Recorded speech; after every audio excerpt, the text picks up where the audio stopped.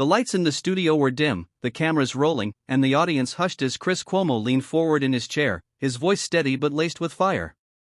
"You know, Anthony, the thing about being cancelled is they think they've buried you.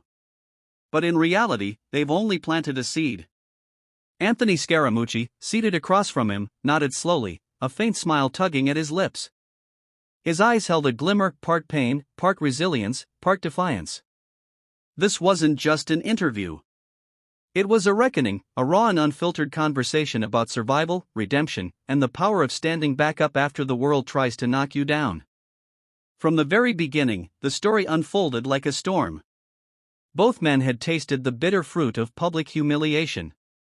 Chris Cuomo, once the face of primetime television, had watched as headlines screamed his downfall, as friends vanished, as colleagues whispered about him like he was some cautionary tale.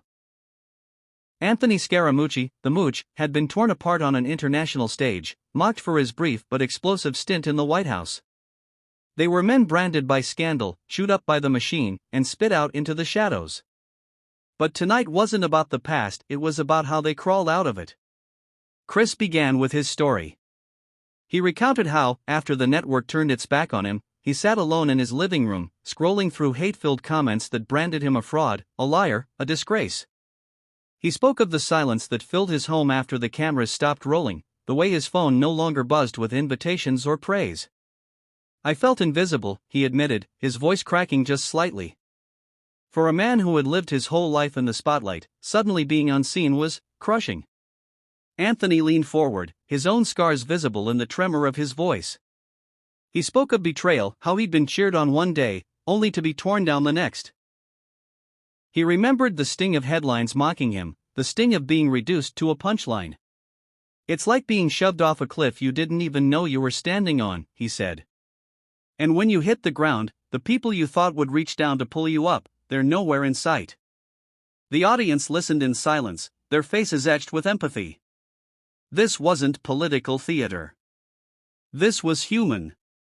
But the story didn't end with defeat, it pivoted toward resilience. Chris recounted how he started rebuilding, not with a grand plan, but with small steps. Long walks with his kids. Journaling.